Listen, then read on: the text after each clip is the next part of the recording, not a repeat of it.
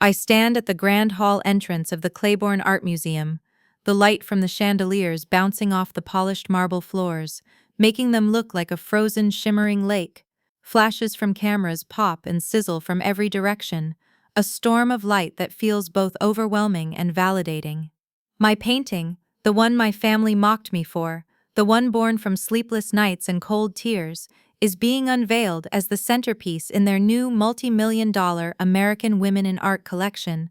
It hangs on the far wall, illuminated by a dedicated spotlight, a universe of color and pain that I bled onto a canvas. Behind me, I hear my sister Julissa's sharp, incredulous whisper slice through the ambient murmur of the crowd. She's talking to my mother. That's her painting? The words are choked, laced with a confusion so profound it's almost comical. My mom's champagne flute slips from her hand. It doesn't just drop, it seems to leap from her fingers as if jolted by an electric shock. The crystal shatters on the marble with a sound that is both delicate and violent, a sound that cuts through the noise and makes several heads turn. But they don't notice, they're frozen. Their faces are pale, drained of all the smug, rosy color they'd had just moments before. They aren't just shocked because my work is featured here, in a place they worship as a temple of culture and class. They are shattered because the curator, a man with a voice like warm honey and a suit worth more than my first car, just stepped up to the microphone, looked directly at me, and said, "Mom, we are ready for your introduction. Not Mallory, not the family's little charity case, Mom." And they don't yet know the worst of it. They don't know that I don't just have a piece in this exhibit. They don't know that I own it. But this story, this moment of breaking glass and shattered perceptions, actually began 5 years ago, on my 25th birthday. It began at a dinner table that was supposed to represent love and support. It began on the day they kicked me out in front of the entire family and called me a useless dreamer. It's my birthday, my 25th. The air in my childhood home in Westwood, Massachusetts, is thick with the smell of my mother's rosemary roast chicken, a scent that used to mean comfort, but now just feels heavy, suffocating. The dining room is set with the good china, the kind that only comes out for holidays and special occasions. Though this doesn't feel special. It feels like a tribunal. I'm sitting at the long mahogany table, my back straight, my hands clasped in my lap, trying to take up as little space as possible. Across from me, Julissa's fiancé, Derek, is holding court. His tie is loosened just so, a signal of casual success. He's showing off his law firm bonus, a number with so many zeros it sounds like a passcode. Another 40,000 just for closing the Henderson account, he says, taking a delicate sip of his wine, barely broke a sweat.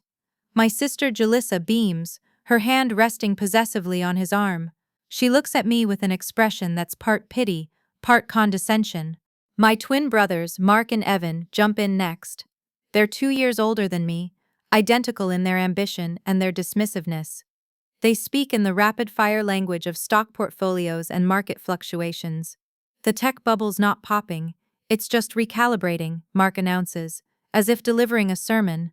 We shifted our assets to renewable energy futures, up 12% this quarter alone. You have to be aggressive, Mal, Evan adds, not even looking at me, just directing his words into the general space I occupy. No risk, no reward.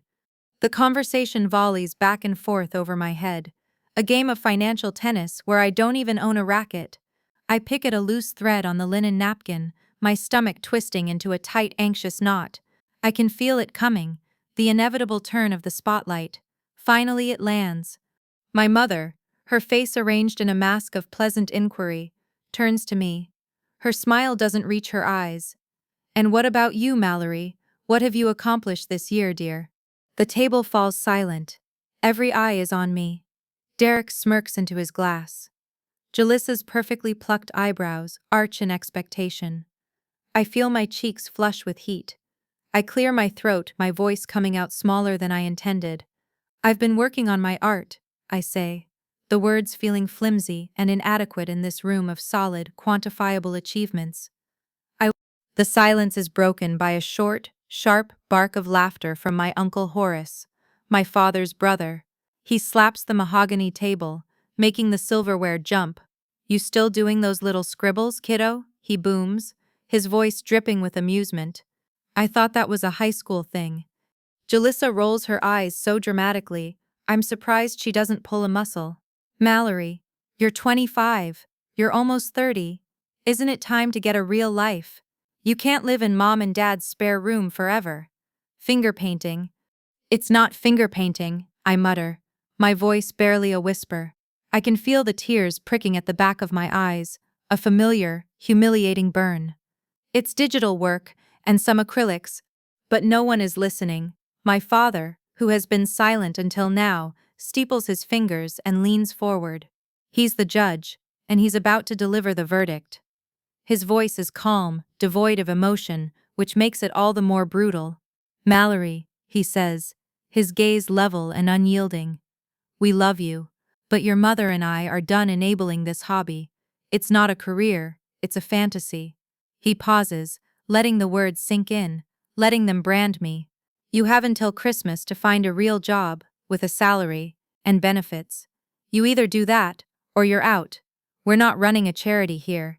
The finality of it hangs in the air, thicker than the smell of the roast. Out. The word echoes in my head. No one defends me. My mother looks down at her plate, suddenly fascinated by her green beans. Jalissa gives a small, satisfied nod. My brothers are already back to talking about stock options. The conversation just moves on, leaving me shipwrecked in the middle of the dining room table. The next 3 months are a blur of quiet dread. I send out resumes for jobs I don't want, my heart a leaden weight in my chest. I go to interviews for administrative assistant positions and feel like an imposter. Every brushstroke in my small room feels like an act of defiance, a ticking clock counting down to my own exile. Christmas Eve arrives, cold and clear. The house is filled with the scent of pine needles and cinnamon, a cruel mockery of warmth and cheer. They don't wait for Christmas morning. They don't even wait for the guests to arrive for the party. They do it right after lunch. My mother stands in the doorway of my room, her arms crossed, her expression firm. Your father meant what he said, Mallory. My dad is behind her, holding 2 empty suitcases. He places them on my bed. He doesn't have to say anything else. I look from his stony face to my mother's averted gaze. I see no love there, only disappointment, an obligation they are finally, happily, shedding. I don't cry, I don't beg. I move with a strange, numb efficiency. I pack my clothes, my few books, and my sketchpad, the worn, dog-eared book that holds every dream they've ever mocked. I slide my portfolio of prints under my arm. It's all I have. As I walk down the stairs, I can hear Jalissa in the living room, laughing on the phone with one of her friends. I pass the dining room, where the table is already being set for that night's feast. It's a ghost of the birthday dinner, another stage for another performance I'm no longer invited to. At the front door, my mother presses a thin envelope into my hand. There's $500 in there, she says, her voice low. Don't say we never gave you anything. Just don't come back until you've made something of yourself. I leave that night with 2 suitcases, a portfolio, my sketchpad, and the $500 that was meant to be a final insult. As I close the door behind me, the cold December air hits my face, and for the first time, it feels like a release. They thought they were kicking me out, but really, they were setting me free. The first night, I slept in my beat-up Honda Civic in the back of a 24-hour grocery store parking lot. The $500 my mother had pressed into my hand felt like a ticking bomb in my coat pocket. Every dollar spent a countdown to absolute zero. The car wasn't just cold, it was a cage of freezing metal that seemed to suck the warmth directly from my bones.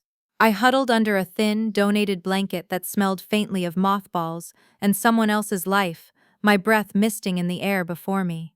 Sleep didn't come easy. Every creak of the car, every distant siren, every headlight that swept across the frosted windows sent a jolt of panic through me. This was it. This was the bottom. For 2 weeks, my world shrank to the confines of that car. By day, I'd park at the public library, not just for the warmth but for the illusion of normalcy, surrounded by the quiet hum of people with places to go.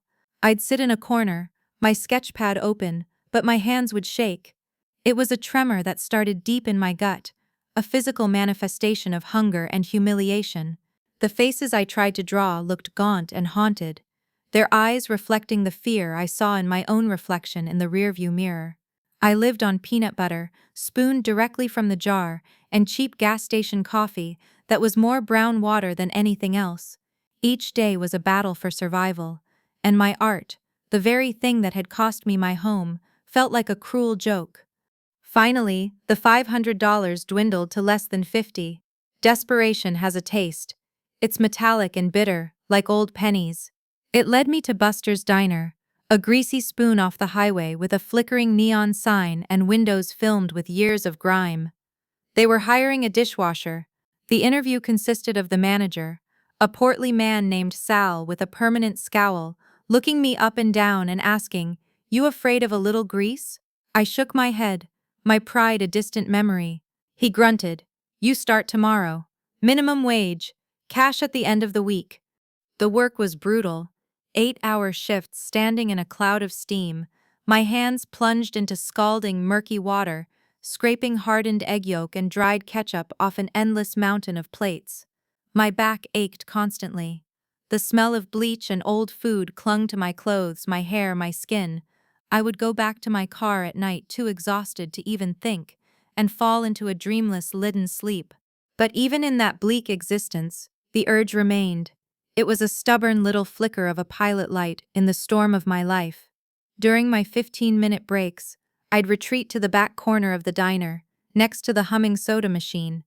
I'd take the flimsy paper napkins, and a pen I'd found on the floor, and I would draw.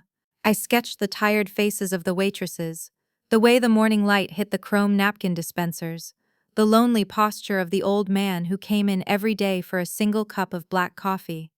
These napkin sketches were my lifeline, a quiet insistence that I was more than just a dishwasher. I was still an artist, even here. One slow Tuesday afternoon, I left one of my better sketches on a table by accident as I rushed to clear it. It was a drawing of a little girl pressing her face against the window, her breath fogging the glass. A few minutes later, a customer, a man in a crisp business suit, picked it up. I saw him from across the room, my heart seizing in my chest. He looked at it for a moment, then chuckled, a low, dismissive sound. He turned to his companion. "Look at this, cute." Then he caught my eye. He smiled, a slick, condescending thing. "You should probably stick to the dishes, sweetheart," he said, his voice loud enough for the nearest tables to hear. He crumpled the napkin in his fist and dropped it into a puddle of spilled soda on the table. The laughter from his friend felt like a slap. My face burned with a shame so hot it felt like it could melt my skin. I grabbed the wadded, soggy napkin and fled to the back, my vision blurring. I stumbled into the tiny, windowless break room, a closet-sized space that smelled of stale cigarettes and despair. The door swung shut behind me, plunging me into near darkness. And there, leaning against the grimy wall, I finally broke. The sobs came out in ragged, ugly gasps. I sank to the floor, my body shaking with the force of my grief. Every insult, every look of pity, every moment of failure from the last few months crashed down on me at once. My father's cold ultimatum, Julissa's sneer, the man's careless, cruel words. They were right, all of them. I was a joke, a failure, a useless dreamer who now washed dishes for a living. My hand closed around my sketch pad, which I'd tucked into my apron. My fingers tightened, my knuckles white. I was going to do it. I was going to rip it in half, tear out every page, and throw it in the dumpster with the rest of the garbage. I was going to destroy the one thing that had brought me all this pain. My fingers bent the thick cardboard cover back, the spine groaning in protest. But then, something stopped me. A voice. It wasn't loud. It was a whisper from the deepest, most resilient part of myself. A part I thought had been starved into silence. Draw. The word was simple, clear. Even if it's all you have, draw. I held the pad, my hands still trembling, the urge to destroy it warring with that quiet command. The man in the suit hadn't been critiquing my art. He was critiquing my station. He saw a dishwasher, so he saw worthless scribbles. He didn't see the lines, the shading, the attempt to capture a fleeting moment of childhood wonder. He saw nothing, and for the first time, I realized his opinion was as worthless as the soggy napkin he'd discarded. My sobs subsided, replaced by a cold, hard resolve. I smoothed the cover of my sketchpad. I would not let them win. I would not let their blindness define my vision. I would draw. I would draw on napkins, on receipts, on anything I could find. I would draw through the exhaustion and the hunger and the humiliation. It was all I had left. But maybe, just maybe, it was all I ever needed. I wiped my eyes on my sleeve, took a deep, shaky breath that tasted of bleach and determination, and went back to work. A few weeks after my breakdown in the break room, she started coming into the diner. She was an old woman, but the word old felt too simple, too plain for her. She moved with a deliberate, unhurried grace, leaning on a silver-headed cane that looked more like a scepter than a support. She always sat in the same booth, the one in the back corner, and she was always alone. She'd order a cup of tea and a slice of toast, and she would sit for an hour, sometimes two, just watching the chaotic ballet of the diner with eyes that missed nothing. I noticed her watching me, during lulls in the dish piling, when I'd snatch a few moments to sketch on a napkin. I could feel her gaze on me. It wasn't intrusive or judgmental like the businessman's had been. It was curious, intense. It was the gaze of someone who was actually seeing, not just looking. It made me nervous, but it also made me draw with more intention, my lines becoming a little surer, a little bolder. One rainy Tuesday night, the diner was nearly empty. I was sketching the reflection of the neon sign in a puddle on the street outside, trying to capture the way the colors bled into the asphalt. I was so engrossed, I didn't hear her approach until she was standing right beside my table. The scent of lavender and old paper reached me first. I looked up, startled. She was standing over me, her silver cane resting beside her. Up close, her face was a roadmap of a long, interesting life, a web of fine lines around piercing blue eyes. She wasn't smiling. "Your lines tell the truth," she said, her voice surprisingly strong, with a crisp, educated accent that felt entirely out of place amidst the clatter of plates and the sizzle of the grill. I just stared at her, my pen frozen above the napkin. "But you don't believe in yourself yet. It shows." In the hesitation, she tapped a finger on a spot where my line wavered. "Right there. You saw it clearly, but you were afraid to commit to it." My mouth opened, but no words came out. I was speechless. Who was this woman? "You're wondering who I am," she said, as if reading my mind. "My name is Eleanor Kavanagh." She extended a hand. Her grip was firm, her skin cool. The name meant nothing to me at first. I just mumbled my own name. "Mallory." "Mallory," she repeated, tasting the name. "An appropriate name for one who has suffered misfortune, but it needn't be your destiny." That night, after my shift, I didn't go straight back to my car. I went to the public library and used one of their computers. I typed Eleanor Kavanagh into the search bar. The results flooded the screen. My jaw dropped. Eleanor Kavanagh was not just some random old woman. She was a legend in the Boston art world. For 30 years, she had been the chief curator at the prestigious Boston Museum of Fine Arts. There were articles about her, interviews, photos of her standing next to famous artists, her gaze just as intense and discerning as it had been in the diner. She had retired 5 years ago, but her name was still synonymous with a sharp, uncompromising eye for genuine talent. And she had been watching me sketch on a napkin. The next night, she was back in her booth. I approached her, my hands clammy, my heart hammering against my ribs. I looked you up," I stammered. She gave a slight nod, unsurprised. "I would have been disappointed if you hadn't. Curiosity is the engine of art." She took a sip of her tea. "Your shift ends at 10. Meet me at my loft. I have a proposition for you." She wrote an address on a clean napkin and pushed it across the table. It was in the old warehouse district downtown, an area known for its artists' lofts. At 10 o'clock, I stood outside the address she'd given me, a massive converted brick warehouse. My diner uniform felt like a costume of shame. I nearly turned and ran, but the memory of her words, Your lines tell the truth, pushed me forward. I pressed the buzzer for her apartment. Her loft was breathtaking. It was a vast open space with soaring ceilings, hardwood floors scarred with paint drips, and enormous windows that looked out over the city lights. Canvases of all sizes were stacked against the walls. The air smelled of turpentine, linseed oil, and old books. It was the most beautiful place I had ever been. It smelled like hope. Eleanor was sitting in a worn leather armchair, a single lamp illuminating her. "Take off your coat, Mallory. Make yourself at home, such as it is." I did, feeling clumsy and out of place. "I have a challenge for you," she said, getting straight to the point. "I want you to paint my portrait." I stared at her. "Me? But I've never done a formal portrait. I sketch." "I'm not asking for a photograph," she countered, her voice sharp. "I'm asking for a painting. But there is one rule, and it is absolute." She leaned forward, her blue eyes pinning me in place. "You will not flatter me. You will not paint the distinguished curator the world expects to see. You will not try to make me look wise or kind or noble. You will show me the real me. The tired, impatient, lonely old woman who sits in a diner because she has nowhere else to go. Can you do that? Can you paint the truth you see?" The challenge hung in the air, terrifying and exhilarating. It was everything I had ever wanted someone to ask of me. Not to be neat, or pretty, or profitable, but to be honest. "Yes," I said, my voice shaking slightly. "I can." She nodded, a flicker of something that might have been approval in her eyes. "Good. We'll start tomorrow night."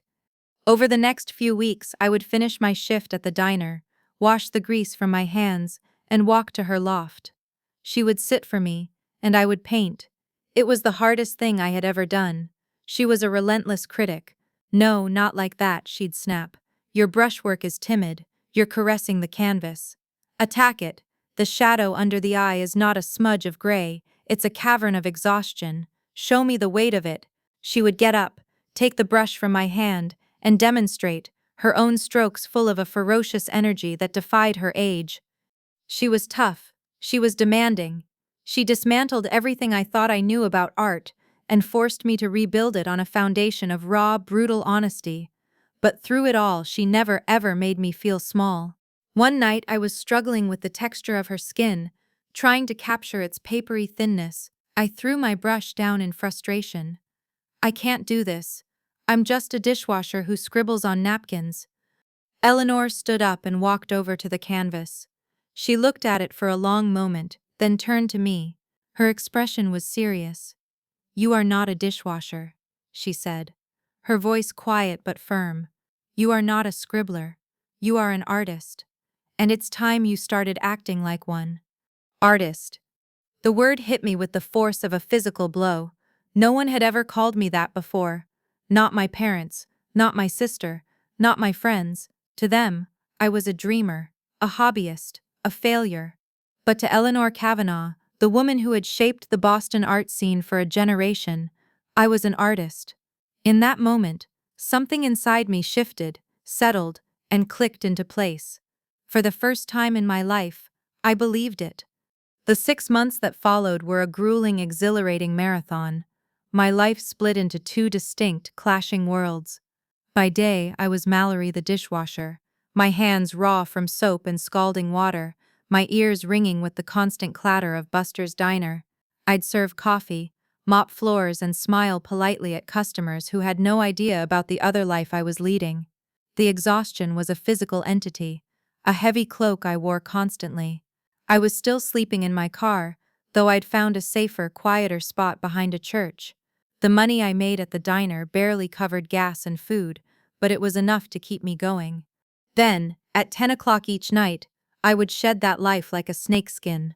I'd walk the 12 blocks to the warehouse district, the city air washing the smell of grease away. The moment I stepped into Eleanor's loft, I would become Mallory the artist. The fatigue would fall away, replaced by a thrumming, focused energy. The loft was my sanctuary and my training ground. Eleanor pushed me relentlessly. We moved beyond her portrait, which I worked and reworked until she finally gave a single terse nod of approval. She had me study the masters, not by copying them, but by deconstructing them. See how Rembrandt used darkness, not as an absence of light, but as a character in itself, she'd demand, pointing to a page in a heavy art book. His shadows have substance. Yours are still just dark. She taught me about color theory, not as a set of rules, but as a language of emotion.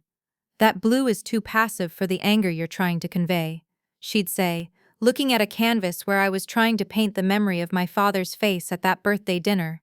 It needs more gray. It needs the color of a winter sky before a storm. She made me paint with my non-dominant hand to loosen my style. She had me paint blindfolded to force me to rely on texture and instinct. It was the most rigorous education I could have imagined, and it was all paid for in sweat and dedication. Eleanor knew my work needed to be seen. She didn't believe in waiting for the world to discover you. Talent is useless if it stays in the attic, she'd say bluntly. She started taking me to underground art markets, pop-up galleries held in warehouses and basements, far from the polished floors of the mainstream art world. These were raw, vibrant places, filled with artists who were making work that was too strange, too political, or too honest for the commercial galleries. At first, I was terrified. I would stand by my small collection of canvases, my heart pounding, feeling like an imposter. But Eleanor would stand with me, her presence a silent endorsement. She introduced me to other artists, to collectors who were looking for the next new thing. "This is Mallory Creed," she'd say simply. "Pay attention to her work." Slowly, things started to happen. An older man with a long gray ponytail bought a small painting of mine, a study of a rusted swing set in a deserted playground. I called it Rusted Joy. He paid me $200 in cash. I held the crisp bills in my hand, staring at them. It was the first money I had ever earned from my soul. It felt more real, more valuable than any paycheck I could have ever received from a real job. That first sale was a crack in the dam. A few weeks later, I sold another piece at a different market, then another. The money wasn't much, but it was everything. It was validation. It was proof. With that money, I finally moved out of my car and rented a tiny windowless room in a boarding house. It was barely bigger than a closet, but it had a bed and a door that locked. It was a palace. Eleanor insisted I treat my art as a business. "Passion is the fuel," she told me one night, "but a business plan is the engine. Don't be a cliché, Mallory. Don't be the brilliant artist who dies penniless because she couldn't balance a checkbook." So my education expanded. I spent my mornings before my shift at the library, not just sketching, but using their computers to take free online business courses. I devoured tutorials on branding, marketing, and portfolio building. The language of SEO and social media engagement felt foreign and clinical compared to the language of color and light, but I forced myself to learn it. I built a simple, clean website with a gallery of my work and an online store. I named it creedmodern.com. It was through this fledgling online presence that I met Keenan. He sent me an email through my website's contact form. He was a printmaker who ran a small, independent press in a nearby town. "I came across your work via a link from the South End Art Crawl blog," he wrote. "Your use of texture is phenomenal. I particularly love Rusted Joy. If you ever consider doing limited edition prints, I'd be honored to help. I think we could create something really special." We met for coffee. Keenan was my age, with kind eyes, ink stains on his fingers, and an infectious, unpretentious passion for his craft. He talked about paperweights and archival inks with the same reverence Eleanor talked about Rembrandt. He looked at my portfolio not with a critic's eye, but with a collaborator's. He saw the potential. More importantly, he believed in me without any reservation. "This is incredible stuff, Mallory," he said, his voice full of genuine awe. "Seriously, you've got it." We quickly became friends, then partners. He started producing small runs of high-quality prints of my paintings, and we split the profits. His expertise gave my work a new level of professionalism and reach. The momentum was building, with the combined income from the diner, the original canvas sales, and the prints Keenan was helping me sell. I finally had enough to rent a small corner in a shared studio space.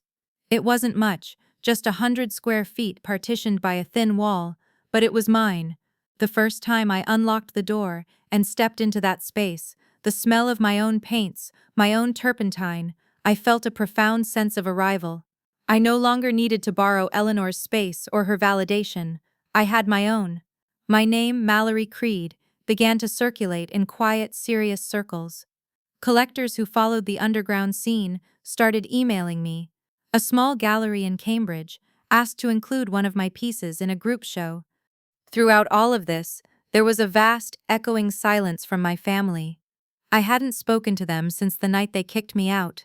Not a single call, not a single text. I saw pictures on Julissa's social media of family vacations, birthday parties, holidays. Life had gone on without me. On the rare occasion, an old high school acquaintance would ask what I was up to. I knew the message that got back to my family was vague. I heard Mallory's working in some diner. I think she's waiting tables somewhere in the city. They would have heard that and nodded. Their predictions fulfilled. She was a failure, a charity case. They didn't ask for more details because they didn't want them, and I didn't offer them. Their silence had once been a source of deep, gnawing pain. Now it was a shield. Behind it, in the quiet, I was building my world. One brushstroke, one sale, one small victory at a time. They had no idea who I was becoming, and that was my secret weapon. As my name gained a low-level buzz in the local art scene, a new kind of attention began to find me. It wasn't from the passionate, scruffy collectors at the basement shows anymore. It was from people with money, the kind of people who saw art not as an expression but as an asset, the kind of people my family would have been impressed by. The email arrived on a Monday morning. It was from a man named Julian Croft, a name I vaguely recognized from the society pages of a Boston magazine. He introduced himself as a private collector with a passion for emerging artists. He wrote that he had been utterly captivated by my work online, particularly my more atmospheric, somber pieces. He wanted to commission a new painting. He was prepared to offer $50,000. I read the number again and again. $50,000. The figure shimmered on the screen of my phone, an impossible, life-altering sum. It was more money than I had ever seen in my life. It could pay off the small loan I'd taken out for studio supplies. It could let me quit my job at the diner. It could buy me security, stability, and time, the three things an artist craves most. It was the real job salary my father had demanded, delivered in a single commission. I wrote back immediately, my hands trembling with excitement, agreeing to a call. We spoke the next day. Julian's voice was smooth and practiced, dripping with charm. He praised my technique, my vision. He made me feel like the most important artist in the world. Then he got to the real point of the call. "The piece I have in mind," he said, his voice lowering conspiratorially, "is a bit of a special project. I own a lovely mid-century landscape by a minor but respected artist, a man named Alistair Finch. He passed away in the 90s. Your style, it's remarkably similar to his early darker period, almost a spiritual succession." I felt a prickle of unease. "Thank you, I think. Here's the thing, Mallory," he continued, the charm sharpening into a business proposition. "The painting would be worth 10 times as much if it were an undiscovered piece from his prime. The provenance is a bit murky, which gives us an opportunity. I want you to paint a companion piece. Same style, same mood. And then, I want you to add his signature, a very subtle, aged forgery. No one would ever know. It would hang in my private collection. It's a victimless act that brings a beautiful lost work back to life, so to speak." He paused, "And for that small act of artistic collaboration, $50,000 would be yours." The floor seemed to drop out from under me. Forgery. He wasn't commissioning a Mallory Creed. He was hiring a criminal. The $50,000, once a shining beacon of hope, now felt dirty, tainted, but God, it was tempting. I pictured myself handing in my notice at Buster's Diner. I pictured a bank account with a comma in it. I pictured the freedom from the constant grinding worry about rent and bills. Who would it really hurt? An artist who was already dead? A rich man who wanted to inflate his own collection? It was a shortcut, a huge, life-changing shortcut. I told him I needed to think about it. My mind was a battlefield. The part of me that remembered sleeping in my car, that remembered the sting of hunger, screamed to take the deal. It was a way out. It was survival. That night, I went to Eleanor's loft. I hadn't been seeing her as much since I got my own studio, but I knew I needed her counsel. I told her the whole story, laying out the offer, the money, the temptation. I half expected her to be pragmatic, to understand the lure of it. She listened without interruption, her face impassive. When I finished, she was silent for a long time, staring out the window at the city lights. Finally, she turned to me, her blue eyes as clear and hard as diamonds. "There are two things an artist has in this world, Mallory," she said, her voice low and steady. "Their hands and their name. You sell your name, you sell your soul. It's that simple." She leaned forward, the leather of her armchair groaning. "That $50,000 feels like a fortune to you now, but I promise you, it will cost you more than you could ever imagine. Every time you look at a real piece of your own work, you'll feel like a fraud. Every compliment will feel like a lie. You take that shortcut, you step onto that path, and you will never, ever forgive yourself. Your art will be poisoned from the root." Her words were stark, uncompromising. They offered no comfort, only a clear, brutal choice: my integrity or my security. The next morning, my hands shaking, I wrote an email to Julian Croft. I told him I was flattered by his interest in my work, but I could not accept the commission as he had described it. I was an artist, not a forger. I signed it. Sincerely, Mallory Creed. The moment I hit send, I felt a wave of both terror and relief. Croft's reply was swift and venomous. He called me a naive, self-righteous fool who had just thrown away the biggest opportunity of her life. And he didn't stop there. He went online. He found a popular Boston art forum, a place where collectors and gallery owners scouted for new talent, and he wrote a long, scathing post. He didn't mention the forgery, of course. He framed it as a story of a difficult, unprofessional artist. He claimed I had agreed to a commission and then backed out at the last minute, that my work was derivative, and that I was an amateur with an inflated sense of self-worth. The fallout was immediate. An email from the small Cambridge gallery that was planning to show my work arrived the next day. They were postponing the group show indefinitely. Two potential buyers who had been emailing me about specific pieces suddenly went silent. Julian Croft had power, and he was using it to punish me. I had chosen my integrity, and the price was my burgeoning career. I sat in my studio, surrounded by my paintings, the silence deafening.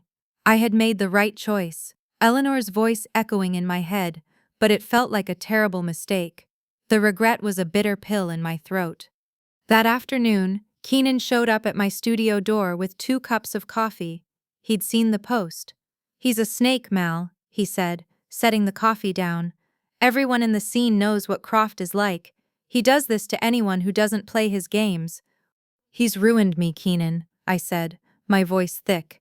"I've lost everything I was starting to build." Keenan shook his head, his expression firm. "No, he hasn't. He's just tested you, and you passed." He looked around the studio, at the canvases filled with my honest, painful, truthful work. "Artists don't need approval from guys like that. They need courage. And you have it. You just proved it." He then pulled out his phone and showed me the forum thread. Beneath Croft's poison pen post, a few other smaller artists had started to comment. "Sounds like Croft's usual bullying. He tried to get me to touch up a piece once too." A small counter-narrative was beginning to form. My stand had, in a small way, emboldened others. He was right. I had doubled down on who I was. I had refused to sell my name. That night I went online, not to the forums but to my own website and social media. I wrote a simple post. "My name is Mallory Creed. My work is not for sale to anyone who asks me to compromise my integrity." I didn't mention Croft. I didn't have to. The response was slow at first. Then it grew. My followers, the ones who had found me through the art crawls and Keenan's prints, rallied. My post was shared. People respected the stand. My followers began to grow, not with big money collectors, but with genuine fans who valued the authenticity Eleanor had taught me to cherish. And then, a week later, an email landed in my inbox that made my heart stop. The subject line was simple: submission inquiry. The sender was the Claiborne Art Museum. They were the biggest, most important contemporary art gallery in the state. They wrote that they were curating a new exhibit and were impressed by the unflinching emotional honesty of my portfolio. They formally requested a submission. I looked at the email, then at the painting I had been working on. A raw, emotional piece about standing your ground. My choice hadn't been a mistake. It had been a crucible. It had burned away the impurities and left behind something strong, something real, something the Claiborne wanted to see. The email from the Claiborne felt like a divine reward for the choice I had made. I poured everything I had into the submission. I chose 3 of my strongest, most personal pieces. The portrait of Eleanor, which I had titled The Unflinching Gaze, a stark, lonely cityscape called Concrete Lullaby, and a newer, more ambitious canvas, a self-portrait of sorts, depicting a young woman standing in a downpour next to 2 suitcases, her face turned up to the sky, her eyes burning with a defiant fire. I called it Baptism by Bruise. I spent a week photographing the pieces, writing my artist statement, triple-checking every detail of the submission form. Keenan helped me package the digital files perfectly. Sending it off felt like releasing a prayer into the universe. For weeks, I checked my email obsessively, my stomach flipping with a mixture of hope and terror every time a new message appeared. The rejection came on a gray, drizzly Thursday morning. It wasn't a long personal letter. It was a form email, cold and impersonal. "Dear applicant," it began. "Thank you for your submission to the Claiborne Art Museum. We received an unprecedented number of applications from many talented artists. While we were impressed with the quality of your work, we regret to inform you that your pieces have not been selected for the upcoming exhibition. We wish you the best in your future artistic endeavors." That was it. Not been selected. The words were so simple, so clinical, yet they landed like a punch to the gut. I read the email over and over, hoping I had misunderstood, but the message was clear. I wasn't good enough. The hope that had buoyed me for weeks evaporated, leaving a cold, heavy dread in its place. The validation I thought I'd earned had been a mirage. Croft's curse, it seemed, was still working. I closed my laptop and curled up on the threadbare couch in my studio. And for the first time in a long time, I cried. Not the hot, angry tears of frustration, but the deep, ragged sobs of utter defeat. I cried for 2 days. I didn't answer my phone when Keenan called. I didn't go to the diner. I just lay there, the gray light of the city filtering through the grimy studio window, feeling the full weight of my failure. Maybe my family was right all along. Maybe I was just a fool chasing a dream that would never come true. Maybe I should have taken Croft's money. At least then I'd be a fraud with a full stomach and a warm apartment. The universe, it seemed, agreed. On the 3rd day, a letter was slipped under my studio door. It was from my landlord. Due to rising property values in the neighborhood, my rent was being increased by 30%, effective the 1st of the month. I stared at the number. It was impossible. I was barely making ends meet as it was. The small trickle of income from my art had all but dried up after the Croft incident. The diner job alone couldn't cover this. I sat on the floor, the rejection email on my laptop, and the rent increase notice in my hand. This was it, the end of the line. I would lose my studio. I would be back to square one, or worse. The thought of going back to sleeping in my car, of admitting defeat, was a physical pain. I thought, maybe this is the sign. Maybe this is it. It's over. It was Keenan who found me. He'd used the spare key I'd given him to let himself in. His face etched with worry. He found me on the floor, surrounded by the debris of my despair. He didn't say "I told you so," or offer any easy platitudes. He just sat on the floor with me, a silent, steady presence in my storm. And then, his phone rang. He answered it, his voice low. I watched his face change, his brow furrowing, his eyes widening in shock. He hung up and looked at me, his expression unreadable. Mallory, he said, his voice soft. That was a call from Mass General Hospital. My blood ran cold. It's Eleanor, he said. She passed away in her sleep last night, a heart attack. It was peaceful. The news didn't register at first. It was just a string of words, nonsensical and unreal. Eleanor? Gone? It wasn't possible. She was indestructible, a force of nature. I had just seen her last week. We had argued about the use of ochre in my latest piece. She couldn't be gone. The rejection, the rent, all of it vanished. A new, much larger, much darker hole opened up inside me. The architect of my second chance was gone. A few days later, a lawyer contacted me. Eleanor had, to my complete astonishment, named me in her will. She had left me a key and a note, to be delivered by hand. I went to her loft, the place where my new life had begun, and let myself in. The air was still, thick with the scent of turpentine and her lavender perfume. It was exactly as I remembered it, but the energy was gone. It was just a room now, full of things. On her drafting table, there was a single, sealed envelope with my name on it, written in her elegant, spiky handwriting. I opened it with trembling fingers. The note inside was short. Mallory, if you are reading this, it means my time has run out. Do not grieve for me. I have lived a full life on my own terms. What I want you to remember is this. You were never worthless. You were just surrounded by people too blind to see your worth. Their judgment was a reflection of their own limitations, not yours. Do not let their voices be the ones you hear in your head. Hear mine instead. The world needs your truth. Now go and paint it. Yours, Eleanor. Tucked inside the note was a single, ornate key.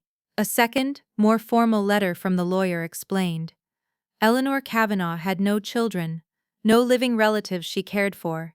She had left me everything: the loft, her collection of art books, and a modest but stable investment portfolio she had managed carefully for decades. She had left me her legacy. I sank into her worn leather armchair, the note clutched in my hand, tears streaming down my face. These were not tears of defeat, they were tears of grief, of gratitude, of a profound, earth-shattering sense of responsibility.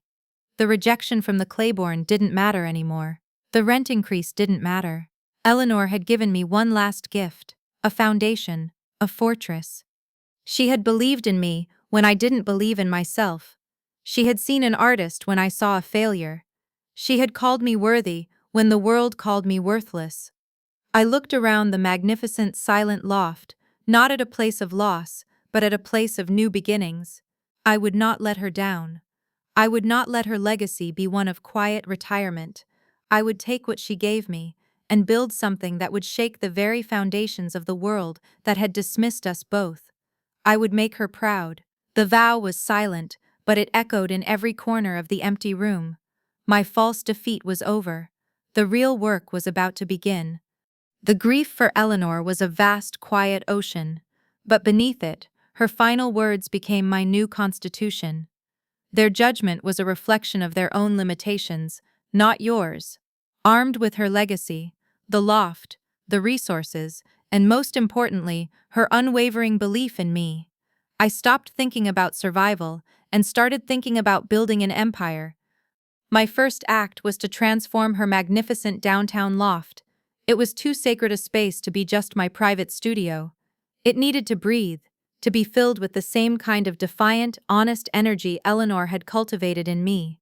I sold off a few of the more conservative, blue-chip pieces from her collection, the ones that would have made my father nod in approval, and used the capital to renovate. I painted the brick walls a stark, gallery white. I installed professional track lighting. I turned her former sanctuary into a public stage. I called it Creed Collective. It wasn't going to be a traditional gallery that courted established names. It was going to be a rotating exhibition space for outsider artists. For the ones like me, the dishwashers, the self-taught, the ones sketching on napkins and dreaming in secret. It was a home for the artists the mainstream world had deemed too raw, too messy, or not commercially viable. It was a tribute to Eleanor's spirit. Simultaneously, I poured resources into my online presence. I hired a web developer and rebranded my simple website, creedmodern.com, became a sleek professional platform, an online hub for my work and the work of the artists featured at the collective. It had a high-end e-commerce backend, a beautifully designed portfolio section, and a blog where I wrote about the importance of authentic, unapologetic art. Keenan was my first and only call. I found him in his print shop, sleeves rolled up, ink on his cheek. "I'm starting something, Keenan," I told him, my voice steady and sure. "Something bigger than just me. And I can't do it alone. I don't want a collaborator anymore. I want a partner, a full-time director of operations for Creed Collective and Creed Modern." I offered him a salary that made his eyes widen and a stake in the business. He didn't hesitate for a second. He just grinned, wiped his inky hand on his jeans, and shook mine. "When do we start, boss?" he asked. With Keenan handling the logistics, I was free to do what I did best: create and curate. We started shipping my original works and his fine art prints globally. An order came in from London, then Berlin, then Tokyo. Each sale felt like a small tremor, a sign that the ground was shifting. Keenan's meticulous attention to detail meant that every print that left our studio was a work of art in itself, and our reputation for quality grew. Our first show at Creed Collective featured a retired construction worker who made intricate sculptures out of scrap metal, and a young single mother who painted these haunting, beautiful portraits on discarded pieces of cardboard. The Boston arts media, initially dismissive, started to take notice. We weren't playing by their rules. We weren't asking for their permission. We were just doing it. The breakthrough came from an unexpected place. A writer from Modern Artistry, a chic and influential international magazine, was in Boston doing a story on the established gallery scene. She found it, in her words, stale and predictable. Someone told her to check out the weird little gallery in the warehouse district. She came to our third show, unannounced. She stayed for 2 hours, talking to the artists, talking to me. 2 months later, the article was published. It was a 4-page spread titled, "The Boston Rebellion: How Creed Collective is Giving a Voice to the Voiceless." The writer didn't just praise the gallery. She focused on my story. She told of my beginnings, painting in secret, of Eleanor's mentorship. She called me a rising voice in American realism, with an entrepreneur's mind and a revolutionary's heart. She described my work as possessing a bruising honesty that is both deeply personal and universally resonant. The article was a fire starter. The phone at the gallery started ringing off the hook. My website traffic exploded. But the biggest change came from the commercial world. A major home decor retailer, the kind of store you find in every upscale mall in America, reached out. They wanted to license a series of my prints, not the raw, angry ones, but my quieter, more accessible cityscapes. Keenan and I debated it. Was this selling out? Was it compromising the raw integrity of the work? I thought of Eleanor's advice: don't be the brilliant artist who dies penniless. This wasn't forging a signature. This was strategic. This was taking my vision and putting it in front of millions of people who would never step foot in a gallery. This was funding the revolution. We hired a lawyer, negotiated a contract that gave me full artistic control and a generous royalty percentage, and we signed the deal. Suddenly my art was in stores from California to Maine. My name, Mallory Creed, was becoming a brand. And then, about a year after Eleanor's passing, an email arrived. The subject line made my breath catch in my throat. "Regarding your previous submission, the Claiborne Art Museum." It was from the head curator himself, the man whose name had been on my rejection letter. He wrote that he was personally writing to apologize. A junior curator had handled the initial round of submissions for their American Women in Art exhibition and had, in his words, shown a profound lack of vision. He had recently come across my work again through the Modern Artistry article and had visited my website. He was, he wrote, mortified that they had overlooked me. He was particularly interested in one piece from my original submission, the self-portrait, "Baptism by Bruise." He said it was one of the most powerful contemporary portraits he had ever seen. He believed it could be the cornerstone of their entire exhibition. He wanted to know if it was still available, and then he named their offer. $2.4 million. I stared at the number, my mind reeling. It wasn't just a life-changing amount of money. It was a symbol. It was the ultimate validation from the very institution that had rejected me, that had left me crying on my studio floor. It was the world catching up to Eleanor's vision. Keenan came and stood behind me, reading the email over my shoulder. He let out a low whistle. "Mal, this is it. This is the mountaintop." But I wasn't looking at the money. I was looking at the opportunity. This was more than a sale. It was a checkmate. A cold, calculated calm settled over me. I knew exactly what I had to do. I typed out my reply. I thanked him for his generous offer. I told him that yes, the painting was available, and I was willing to sell it to the Claiborne, but I had one condition. It was non-negotiable. "I will be present at the official unveiling ceremony," I wrote, "and I require 10 personal invitations to the event, to be used at my discretion." He replied in less than an hour, "Of course, Miss Creed, it would be our honor." The plan clicked into place, each piece as precise and deliberate as a brushstroke on a canvas. The game was set. The lavender envelope arrived on a crisp autumn day, its thick cardstock feeling heavy and important in my hands. It was an invitation to my sister Jalissa's wedding. The script was a swirling, ostentatious gold foil. Inside, tucked alongside the main invitation, was a smaller, separate card, just for me. It was a handwritten note from Jalissa herself. "Mallory," it read, her perfect, loopy handwriting a familiar sight. "We'd love for you to be there on our special day. I've enclosed a dress code suggestion. Something modest and simple would be best. And if people ask what you're up to, maybe just stick to the simple version. No need to get into all the art stuff. It can be so confusing for people. Can't wait to celebrate with you." I read the note twice. A dress code suggestion. Don't talk about art. The simple version. It was a summary of my entire life with them. Be small, be quiet, be palatable. Don't make anyone uncomfortable with your strange, unprofitable dreams. It was a summons for the old Mallory, the one who would have felt a sting of shame and a desperate need to comply, but that Mallory was long gone. I placed the invitation on the corner of my desk in the Creed Collective office, and didn't respond. I didn't RSVP, yes. I didn't RSVP, no. I just let it sit there, a lavender-scented monument to their condescension. A week later, my phone buzzed with a number I hadn't seen in years. My mother. I let it go to voicemail. The message she left was a masterclass in passive aggression, coated in a thin veneer of maternal warmth. "Mallory, darling, it's your mother," her voice began, syrupy sweet. "We haven't heard from you about Jalissa's wedding. We're all hoping you can make it. But actually, I was calling about something else. Your birthday is coming up, you know. We were thinking, it's been too long.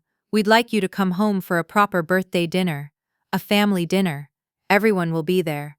Your father and I. We've heard you're doing well for yourself with that little gallery thing. We're so proud. We'd love to celebrate you." That little gallery thing. The words were meant to diminish, to put my success into a small, manageable box they could understand. "We heard you're doing well." Not a direct question, never a direct question, just a vague acknowledgement of rumors they could no longer ignore. But it was the last part that made my plan crystallize into perfect, sharp focus. The birthday dinner, the ultimate olive branch, offered now that I was no longer a liability, but a potential asset to the family image. I called her back that evening. "Mom," I said, my voice even and calm. "Mallory, you got my message." She sounded relieved, genuinely happy. "So, what do you think? A birthday dinner, just like old times." "I'd love to," I said. "Oh, wonderful. Your father will be so pleased. Everyone will be. How is Saturday the 12th of November for you?" I glanced at the calendar on my office wall. A huge red circle was drawn around November 12th. It was the night of the Claiborne's grand unveiling ceremony. The night they would present baptism by bruise to the world. My world. "Saturday the 12th is perfect," I said, a slow, cold smile spreading across my face. "I wouldn't miss it for the world." "Excellent. It will be a surprise for everyone." We'll see you then, darling. I hung up the phone. The bait was taken. I had my other plans. They thought they were inviting the prodigal daughter home for a quiet family dinner, a chance to absorb my success into their own narrative, a chance to say, "We always believed in her." They were arranging a party to celebrate the version of me they could finally approve of. What they didn't know was that I was arranging a party of my own, and the guest of honor would be the truth. I picked up Jalissa's wedding invitation and dropped it into the shredder. There was only one celebration that mattered now. The night of November 12th was cold and clear, the kind of autumn evening where the air feels electric. The Claiborne Art Museum was a beacon of light and activity, black cars lining the curb, photographers' flashes strobing against the grand marble facade.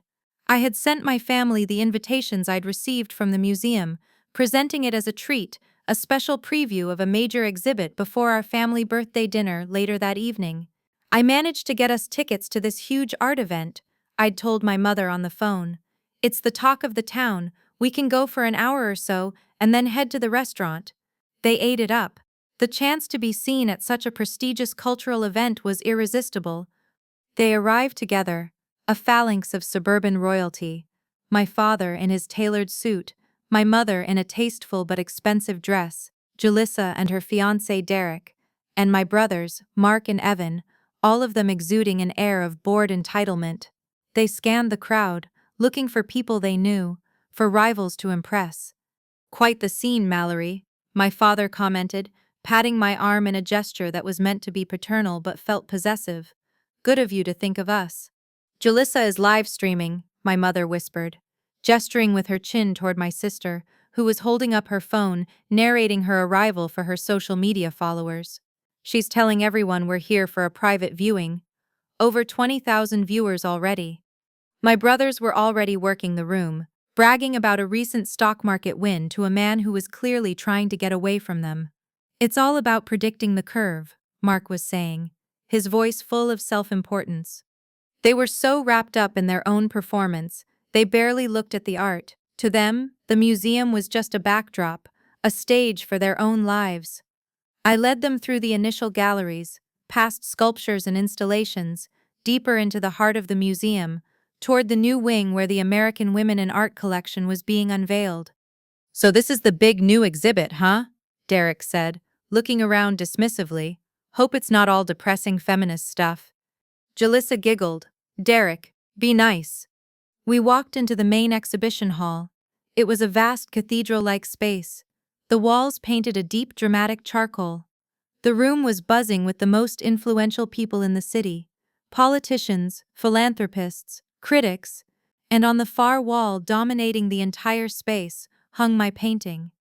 Baptism by Bruise was illuminated by a series of spotlights that made the colors pop with an almost violent intensity. The figure of the girl in the rain, her face raw with defiance, her suitcase a leaden weight at her side, seemed to command the entire room. My family stopped short. They saw the painting first, before they saw the plaque. "Wow," my mother breathed, genuinely impressed. "Now that is powerful." "Look at the detail on that," my father said, squinting. "The artist is certainly talented." Jalissa was still looking at her phone. "The lighting in here is amazing." And then, their eyes drifted downwards, to the small, polished silver plaque mounted on the wall next to the painting. I watched them as they read it. I saw the exact moment the words registered. "Baptism by Bruise. Oil on canvas. Oil." Mallory Creed. The transformation was instantaneous and profound. It was like watching a film run in slow motion. My father, who had been rocking back on his heels with a self-satisfied air, froze completely. The color drained from his face, leaving it a sickly, mottled gray. He looked from the plaque to the painting, and then to me, his mouth slightly agape, his eyes wide with a dawning, horrified comprehension. My mother let out a small, sharp gasp, a sound like a wounded bird. Her perfectly manicured hand flew to her chest, as if to keep her heart from leaping out. She looked at me, her eyes filled with a terrifying mixture of shock and disbelief. "Mallory?" she whispered, the name a question, an accusation. Jalissa finally looked up from her phone, Her eyes flicked from the plaque to my face. The smug smile she always wore vanished, replaced by a slack-jawed confusion. That's not possible," she stammered. My brothers stopped their conversation mid-sentence, drawn by the sudden, tense silence of our family unit. They stared at the plaque, then at me. For the first time in their lives, they looked utterly speechless. The ambient chatter of the room seemed to fade into a dull roar. The world narrowed to this single tableau of my family's shock. They stood there, rooted to the marble floor, looking like statues of their former selves. And at that perfect, exquisite moment of suspended disbelief, the head curator, Mr. Albright, stepped up to the microphone on the small stage at the front of the room. His warm, resonant voice boomed through the speakers, silencing the crowd. "Good evening, everyone, and welcome," he began. "Welcome to the unveiling of what we believe is a landmark collection. And at the heart of this collection is a singular, breathtaking work by an artist of immense talent and vision." He gestured toward my painting, and now it is my distinct honor to introduce the visionary behind not only this piece, but the driving force behind the Creed Collective, a true patron of the arts in her own right. Please welcome Miss Mallory Creed. A wave of polite applause rippled through the room. Cameras flashed, their light catching the tears of shock glistening in my mother's eyes. Gasps erupted from the people standing near my family, who knew who they were, who understood the significance of what was happening. My name, the name they had tried to erase. Now, it was being spoken with reverence in the one place they revered above all others. And I, their useless dreamer, was about to take the stage. The walk to the stage felt both impossibly long and incredibly short. Each step on the cool marble floor was deliberate, a reclaiming of ground that had never been mine. The applause was a gentle wave, but to me it sounded like a roar. The lights were warm on my face. I could feel hundreds of eyes on me, but the only ones I was aware of were the 6 pairs belonging to my family. They were still frozen, a tableau of disbelief, their faces pale masks of confusion and horror. I reached the podium and looked out at the crowd. In the front row, I saw the mayor. A few seats down was our old family priest, Father Michael, his face a mixture of surprise and dawning pride. There were collectors, critics, society figures, the very people my family had spent their lives trying to impress, and they were all looking at me. I took a deep breath. The microphone cooled beneath my fingers.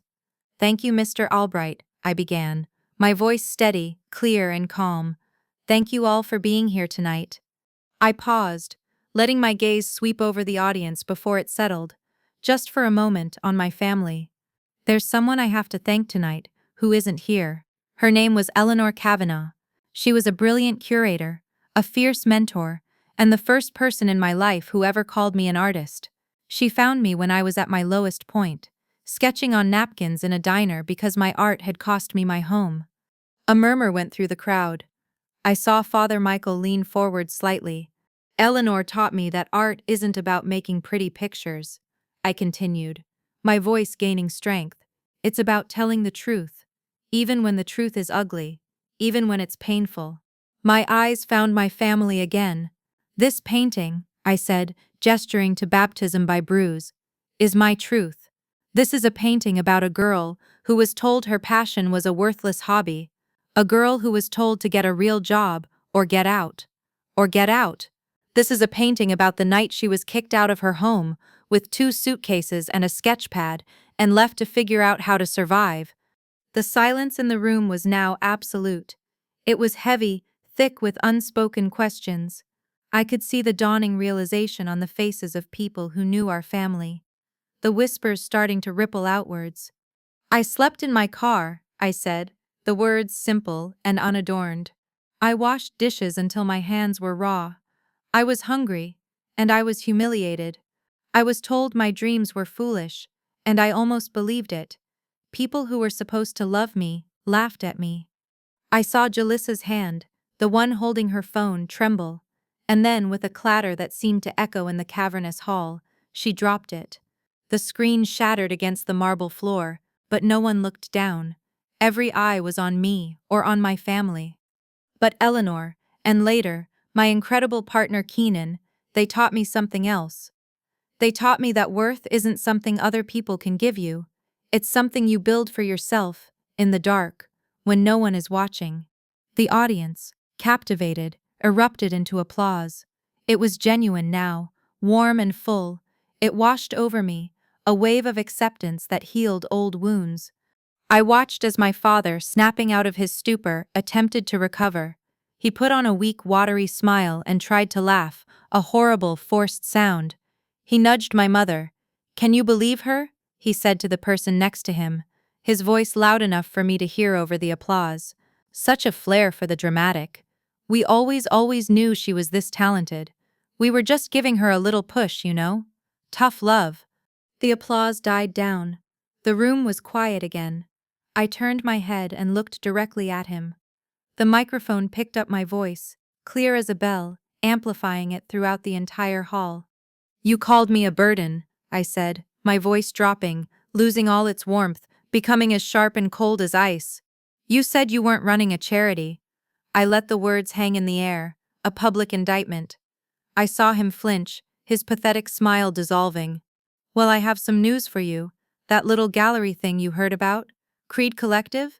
It turned a 7-figure profit last year."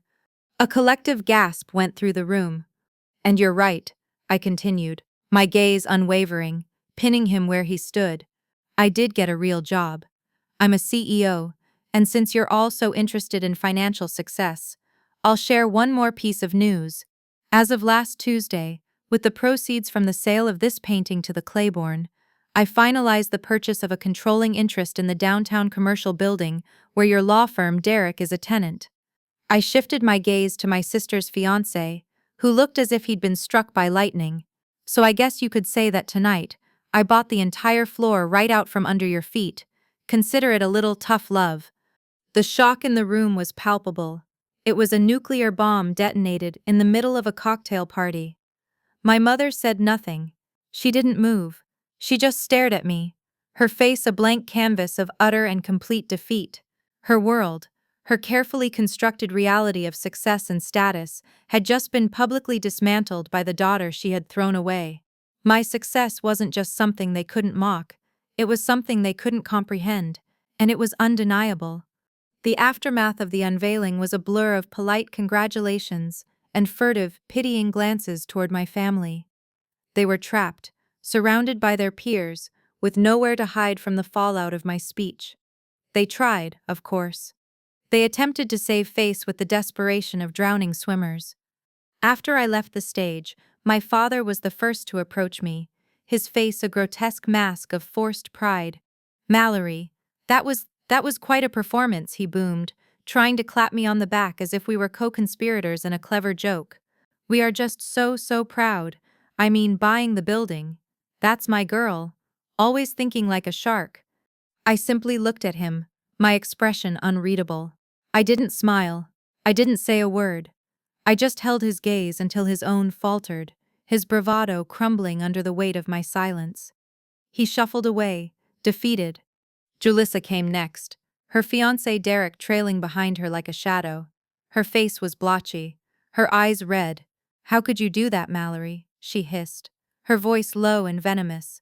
"In front of everyone? You tried to humiliate us." "Tried?" I replied, my voice quiet. "No, I just told the truth. Your humiliation is your own creation." I looked past her to Derek, who was avoiding my eyes.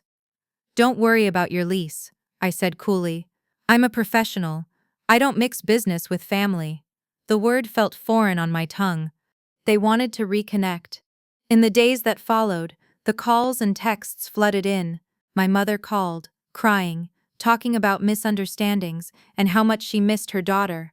My father sent a long, rambling email about how his methods had been harsh but had ultimately forged me into the success I was today, as if he were taking credit for the fire he had set. They invited me to dinner, to brunch, to the wedding. They wanted to absorb me back into the fold, to paste over the cracks in the family portrait with my newfound wealth and prestige. But I didn't go back. I didn't answer the calls. I didn't reply to the texts. The door they had closed on me that Christmas Eve remained closed, only this time, I was the one holding the key. My focus was elsewhere. The first thing I did was establish the Eleanor Kavanagh Scholarship Fund, endowing it with a significant portion of the money from the sale of Baptism by Bruise. It would provide full-ride scholarships and studio grants to promising female artists from low-income backgrounds, the girls who were like I had been, filled with talent but lacking resources and belief. My art, I realized, was no longer about revenge. The public reckoning at the Claiborne had lanced that wound. Now it had to be about something more. It had to be about healing, about building something positive from the pain. With Keenan by my side, we expanded our vision. We took over the entire floor of the warehouse building that housed Creed Collective and launched Creed Studios, a state-of-the-art mentorship space. We offered workshops on everything from oil painting techniques to navigating the business of art, all taught by successful artists who had been overlooked by the mainstream. It became a vibrant hub, a place of community and empowerment, a testament to Eleanor's true legacy. A few months later, I agreed to an interview with a major art podcast. The host, a woman with a gentle but probing style, asked me all about my journey, the gallery, the foundation. At the end of the interview, she paused. "Mallory," she said, "it's an incredible story of triumph. But I have to ask, after all this, what do you say to the people, the family, the critics, the voices from your past who called you worthless?" I thought for a moment, the word hanging in the air. Worthless. It felt like a name from a past life, a label affixed to a person who no longer existed. A slow smile spread across my face. "I don't say anything to them," I replied, "because their opinion was never about me. It was about them. Worthless is what they called me. Artist is who I've always been." I am sitting in my new studio, the one that takes up the entire top floor of the Creed Studios building. The late afternoon sun streams in through the massive floor-to-ceiling windows, casting long golden rectangles across the polished concrete floor. The light is clear and bright, nothing like the grimy gray light that used to filter into my first shared space. The air smells of fresh canvas, linseed oil, and possibility. Music is playing low from a speaker in the corner, a quiet instrumental piece that feels like peace. My hands are stained with cadmium yellow and ultramarine blue. It's a familiar, comforting feeling. For years, the paint on my hands felt like a mark of defiance, a secret identity I had to hide. Now it just feels like me. In front of me, resting on a large easel, is a new canvas. It's blank, a pristine, intimidating, and exhilarating white square. My next chapter. My next truth. For the past 5 years, every painting I created was born from a place of pain, of struggle, of a desperate need to prove myself. My art was my weapon, my shield, my testimony. I painted the loneliness of my car. I painted the exhaustion of the diner. I painted the humiliation of my family's scorn. I painted the defiant fire of survival. But today, as I look at the blank canvas, I feel something new. The anger has subsided, leaving a quiet strength in its place. The hurt has scarred over, no longer an open wound.